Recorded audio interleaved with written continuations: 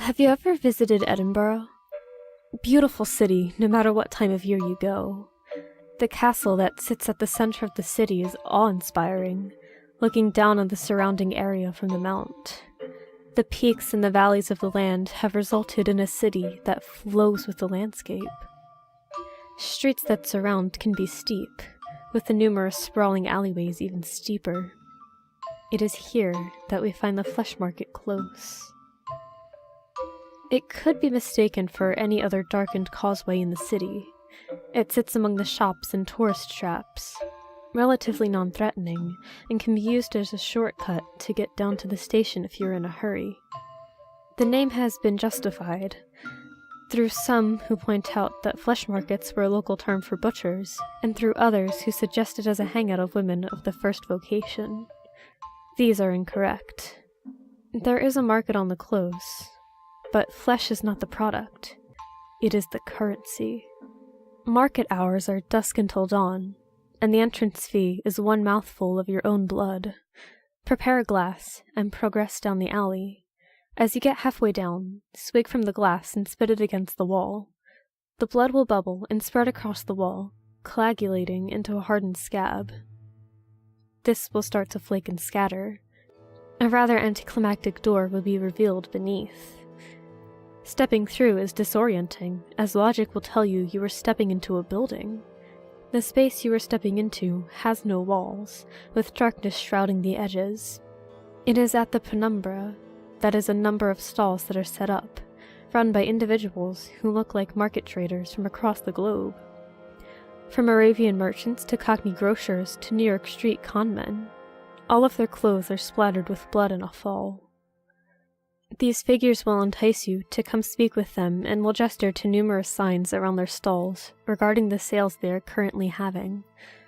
Upon approaching one of these stalls, they will start to pressure you to make a deal with them. You are certainly welcome to do so, and the products that are available are certainly worth consideration. Starting at the cheap end of the spectrum, you may wish to offer one breath. A lungful will net you the knowledge of the weather for the next day. In itself a rather pointless purchase in this age of smartphones and the Met Office, but centuries ago, invaluable. Taking this offer will result in the seller reaching out with his hand flattened, then quickly grasping it into a fist. The air will literally be stolen from your lungs, and cause a few moments of gasping as you catch your breath. Are you attached to your fingers? How attached? I mean, do you reckon you could go without your little finger? This sale will provide you instant forgiveness from any one person you desire for any wrongs you may have encroached against them. Agreeing to this one will cause the trader to grin and shout, "One Yumitsume special coming right up!" They will lunge forward and grab your wrist, pinning it to the table. Don't resist, because no one likes a tough sell. A flash of steel and you will be minus one digit. Just remember that you can only pay twice. Now, make no mistake. It will hurt. There will probably be a lot of blood, and if you don't take care of the wound, it may even get infected. As the price goes up, you may want to consider taking precautions on regarding what you trade. Tourniquets and sutures would certainly not go amiss. Now, some of the trades will seem familiar, and may hark back to stories and legends that have existed for millennia.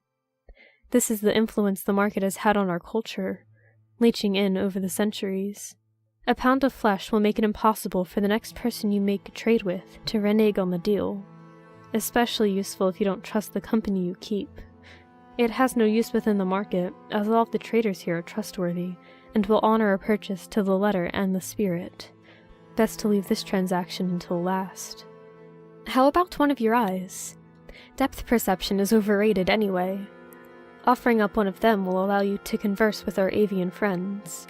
You will be able to call down the birds from the trees, and they will be able to answer any questions you may have.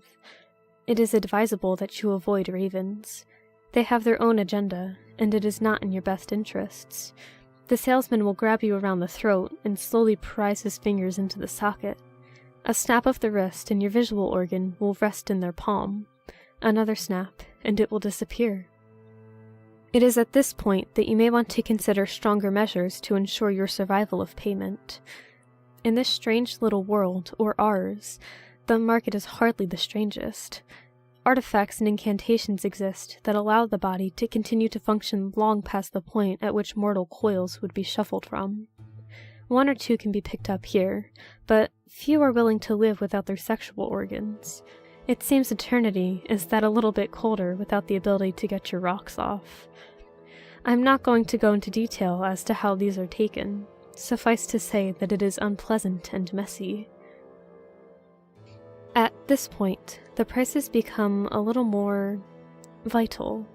What would you take for your stomach? In this deal, it would merit the ability to understand the desires of anyone you want to talk to. Whilst you converse with them, your mind will be filled with the images of which they covet the most. This would provide a significant advantage to any budding salesman, and the deal has been taken up by several of the stallholders themselves. Some may argue that such a gift would be more poetically suited to the heart, that vascular muscle.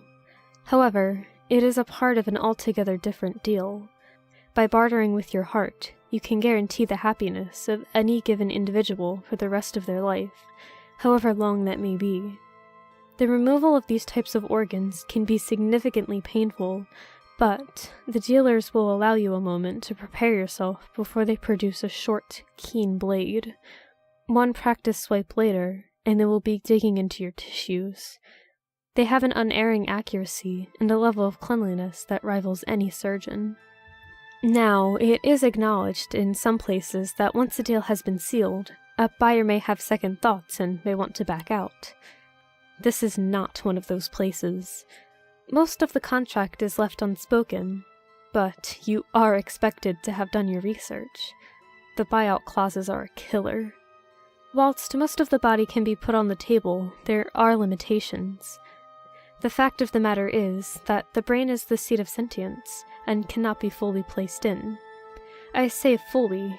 There was one individual who offered to lobotomize the part of his brain that holds memory as part of a deal. The problem is he cannot remember what he received in return. I hear he suffered from night terrors for the rest of his days. Now, at this point, I offer a warning. Up until now, I have detailed the price list for your own body parts. Whatever you do, do not attempt to purchase anything in the market with organs of another. Every figure in the market will stop and stare at you, and the one you attempted to defraud will scream, "That is not yours to trade." Whatever it is that you tried to barter, that body part will be taken from you as punishment. A very literal eye for an eye. Despite whatever theology perspectives you may hold, offering your own soul will elicit the same result. There have been many theories postulating for this response, but the honest answer is we just don't know. The market has been trading in blood and bone for as long as civilization has existed, though the entrance has moved from city to city. Many have visited and shook hands with the butchers, though not quite as many get those hands back. A smart man would wonder how it is that these individuals are capable of honoring the deals they broker. A smarter man would ask himself why his body parts are of such high value in this economy. Just understand that it is supply and demand. As long as there are fools willing to supply, you shouldn't need to concern yourself with who is doing the demanding.